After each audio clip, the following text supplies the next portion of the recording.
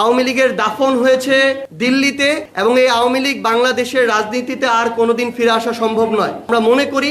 যারা জুলাই অভ্যুত্থানে অংশগ্রহণ করেছে, যেই দলেরই হোক, যেই ধর্মের হোক, যেই মতের হোক, প্রত্যেকেই তাদের জায়গা থেকে চাইবে যে আমাদের এই যে প্রয়োজনীয় সংস্কারগুলো, যেগুলো গণভোটে রায় হয়েছে, সেই সংস্কারগুলো হতে হবে এবং যারা এই স্বৈরাচারী শক্তি ছিল, যারা এই গণহত্যার নির্দেশদাতা, গণহত্যার সাথে জড়িত, তাদেরকে বিচারিক প্রক্রিয়ার মধ্যে নিতে হবে। স্বরাষ্ট্রমন্ত্রী জনাব সালাউদ্দিন আহমেদের বক্তব্য শুনেছি, সেখানে শহীদ পরিবার এবং জুলাই যোদ্ধা আমাদের যারা রয়েছেন তাদেরকে নিয়ে যে আয়োজন আমাদের মাননীয় প্রধানমন্ত্রীও ছিলেন, সেখানে স্বরাষ্ট্রমন্ত্রী জনাব সালাউদ্দিন আহমেদ স্পষ্টভাবে বলেছেন যে এই আওয়ামী লীগ হচ্ছে গণহত্যাকারী রাজনৈতিক দল, রাজনৈতিকভাবে এই আওয়ামী লীগের পতন হয়েছে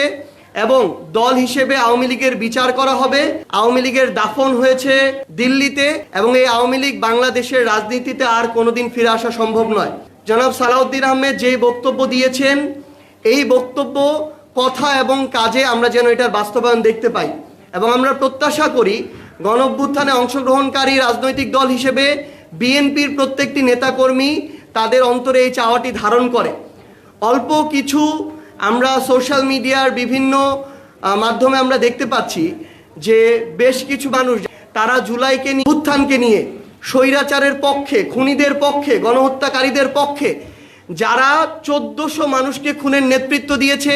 শাপলায় গণহত্যা ঘটিয়েছে, পিলখানায় গণহত্যা একটা ঘটিয়েছে,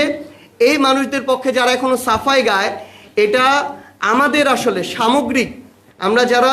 জুলাই একসাথে অংশগ্রহণ করেছিলাম, সেটা বিএনপি বলেন, জামায়াত বলেন, এনসিপি বলেন, অন্যান্য রাজনৈতিক দল আছে যারা বলেন, এটা আমাদের সামগ্রিক একটা দায়বদ্ধতা যে আমরা ওই সকল গোপন এবং প্রকাশ্য এই খুনিদের দোসর এবং তাদের সহযোগীদের এখন পর্যন্ত বিচার নিশ্চিত করতে পারিনি। তাদের যদি বিচারের রায় হতো এবং এগুলোর যদি কার্যকারিতা থাকতো, তাহলে আজকে তারা কখনোই গর্ত থেকে মাঝে মাঝে উকি দিয়ে এই কথাগুলো বলার সাহস পেত না। শহীদ শরীফ ওসমান হাদি, তাকে দিনে দুপুরে প্রকাশ্যে হত্যা করা হলো, সব কিছুর ফুটেজ আছে, তার হত্যাকারীদেরকে ভারতে গ্রেফতার করা হলো, মাসের পর মাস চলে যাচ্ছে, তাদেরকে ফিরিয়ে এনে যখন বাংলাদেশে, যেটা শুধু বাংলাদেশ না, পুরো বিশ্বে একটা সাড়া ফেলে দিয়েছিল, পুরো বিশ্ব বিবেককে নাড়িয়ে তুলেছিল, সেই আসামিদেরকে যখন এনে বিচার নিশ্চিত করা যাচ্ছে না, তখন আসলে ওই গণহত্যাকারীর সহযোগীরা কিংবা গণহত্যার দোষরা এভাবে সাহস পাবে, আস্ফালন শুরু করবে। তো এই জন্য বিএনপিকে সরকার হিসেবে এই দায়িত্ব নিতে হবে যেন অতি দ্রুত আমাদের আন্তর্জাতিক অপরাধ ট্রাইব্যুনালের মাধ্যমে, আমাদের বিচার বিভাগের মাধ্যমে এই বিচারিক প্রক্রিয়াগুলো শেষ হয়